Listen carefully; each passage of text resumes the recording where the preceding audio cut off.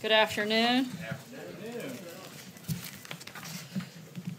With labor participation, wages, and job growth all on the rise, we are seeing firsthand how President Trump's economic policies are benefiting American workers. The unemployment rate dropped to 3.9%, the lowest level since the year 2000. The unemployment rate for adult women is at 3.5%, and African American unemployment rate is at 6.6%, the lowest ever recorded, and the unemployment rate for Hispanics tied a series low.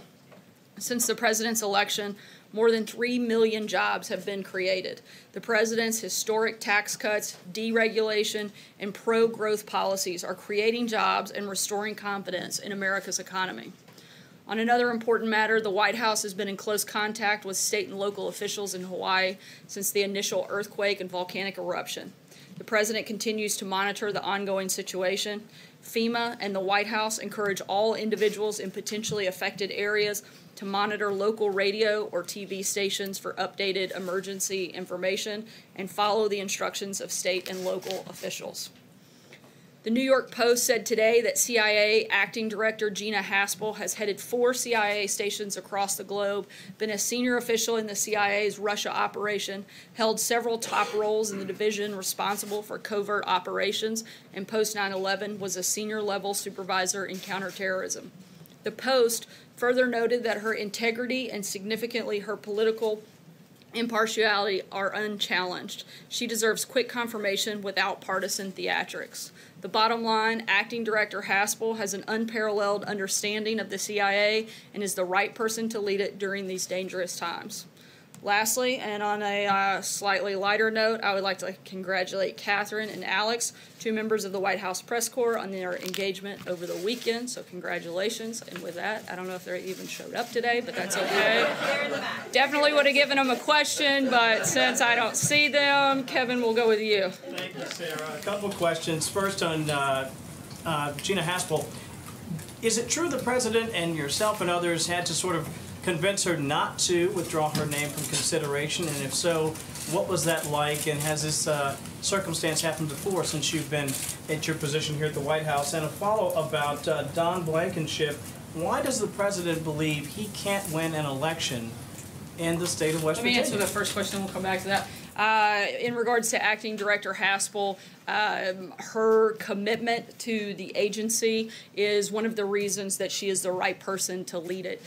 She wants to do everything she can to make sure the integrity of the CIA remains intact, isn't unnecessarily attacked, and if she felt that her nomination would have been a problem for that and for the agency, then she wanted to do everything she could to protect the agency. At the same time, she wants to do everything she can to protect the safety and security of Americans, which is why she is 100% committed to going through this confirmation process and being confirmed as the next leader of the CIA.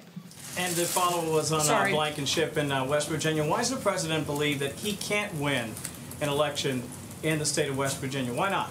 As you all know, I have a few more limitations than the president, and due to the Hatch Act, can't get into the specifics about an election prior to it taking place. But I'd refer you back to the president's tweet, which I think is pretty clear, and if he has more to say on it, he certainly will. Thanks, Sarah. We also congratulate Alex and Catherine. Rudy Giuliani said that if necessary, it's possible that Michael Cohen could have paid off other women to keep them quiet about alleged affairs with the president. Is that possible? Are there other women out there who receive money from the president to stay quiet? I'm not aware of any other activity, but I would refer you to Rudy Giuliani to respond to any of those questions, or anybody else on the president's outside counsel. But you've been in his circle for a long time now. You were on the campaign. Is that anything that came across your desk? Again, I'm not aware of anything like that, but I would refer you to the president's outside counsel. Steve? The president's got a May 12th deadline on the Iran nuclear deal. Is he wavering on this deal based on the pressure from the Europeans with Boris Johnson here this week? The president will make an announcement on what his decision is soon. As you know, he's got a few days to do that, and we'll let you know when he's ready to make a decision on it. And John Kerry's shadow diplomacy, how does that impact the deliberations? I don't think it impacts it at all. I think the president spoke out about that pretty clearly, And I don't think that we would take advice from somebody who created what the president sees to be one of the worst deals ever made. I'm not sure why we would start listening to him now. John? Thank you, Sarah. Back to Gina Haspel. Her confirmation hearing is on Wednesday. It's an open hearing before the Senate Intelligence Committee. Are there any questions that are off limits from the White House's point of view as it relates to her career at the CIA? We think that Acting Director Haspel is a highly qualified, uniquely positioned individual to lead the CIA, and we're very confident in her ability to answer the questions that we know are going to come. And if you don't believe me, listen to some of the quotes from a lot of other people that have been very outspoken in her support, in their support for her. Former Director Leon Panetta said, "I'm glad it's Gina because frankly, she is someone who really knows the CIA inside and out." Former Director Michael Hayden said Haspel is the absolute best choice to be director. Former Acting Director and Deputy Director Michael Morrell said she is capable, she has integrity, she cares deeply about the mission of the agency, and she cares deeply about the men and women of the agency. And lastly, former Acting Director and Deputy Director John McLaughlin said, "If you were picking a professional officer to head the agency, I can't think of a better person than Gina." We want her to get a fair hearing, a thorough hearing, and we're very confident that not only will all of the members of the Senate see what the rest of us see, and certainly even some of the people that have held that position see, but that Gina is more than qualified to run and lead the agency. So Sarah, if she's asked any questions regarding enhanced interrogation techniques that took place during her tenure at the CIA that Democrats say that she was involved with, she can answer them fully in an open hearing. Is that your position? I'll let her address those questions as they come, but as we've said, we think all of the issues surrounding her record, her experience will be brought up, and we're fully confident in her ability to answer those questions. Steve? Yes, Sarah. President Putin in Moscow was inaugurated today for a new 6-year term. Over the weekend throughout Russia, we saw police arresting, it's estimated, about 1,600 anti-Putin demonstrators, including organizer and anti-corruption campaigner Alexei Navalny. We've seen the president tweet about other Russia matters today, but not about either of these things. What message does the president have for the Kremlin and the Russian people about these events? First, the president congratulates him and looks forward to a time when we can hopefully have a good relationship with Russia. However, the United States believes that everyone has a right to be heard and assemble peacefully. Blake. Sarah, thank you. The president has said in the past that the Russia investigation is an excuse for Democrats losing the 2016 election, but today he appeared to look forward to the 2018 midterms. He tweeted out, quote, "Is this phony witch hunt going to go on even longer so it wrongfully impacts the midterm elections, which is what the Democrats always intended," and he ended that with a question mark. Does the president now believe that the Russia investigation actually has to do with the 2018 midterms as well? I think he thinks that the idea that this narrative continues to be driven, the fact that a year and a half later, after spending most all of your time every single day looking into this and still finding nothing, the fact that we're still talking about it will and has the potential to impact the 2018 election. I think the point he's making is how ridiculous it is that we're still having this conversation and the depths to which this research has gone on and investigation has been conducted and still produced nothing. Is the president pleased with the appearances of Rudy Giuliani over the last few days? I didn't speak with him specifically about his feelings about it, but certainly feels that he's an added member, added value member to his outside special counsel. Francesca. Thank you, Sarah. On that note, Rudy Giuliani said yesterday that the president could plead the fifth if he's subpoenaed by the special counsel. And I want to know why the president would even go that route if he hasn't done anything wrong, as he said repeatedly that there was no collusion and there was no obstruction of justice. That's a question you'd have to ask the outside special counsel. I'm not an attorney, certainly couldn't address that. Okay, Jim? sorry, Sarah. Sorry, I'm going to keep moving just because we're going to get real tight on time here. Jim? In the same vein, does the president believe it is within his executive powers to reject a subpoena from the special counsel's office? That's a question I would refer you to special counsel. Can I follow up on Gina Haspel? I'm going to just keep moving because I did it to your colleague. David? The president, this time around on Iran, Mike Pompeo, Secretary of State, and we've got John Bolton, the new National Security Advisor. They've been among the most prominent critics of the Iran deal. I mean, is there any reason to think President Trump won't kill the deal when Saturday rolls around? The president will make that announcement very soon. We'll certainly keep you all posted on it as it happens. Michael.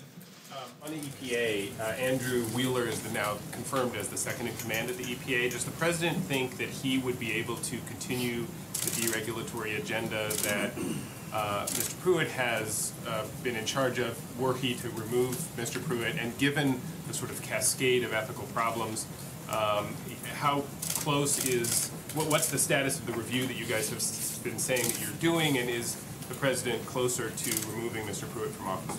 I don't have any personnel announcements on that front. Certainly, we have confidence in the number two. Otherwise, the president wouldn't have asked him to serve at such a senior level position within the EPA. But I don't have anything further on that front. Justin.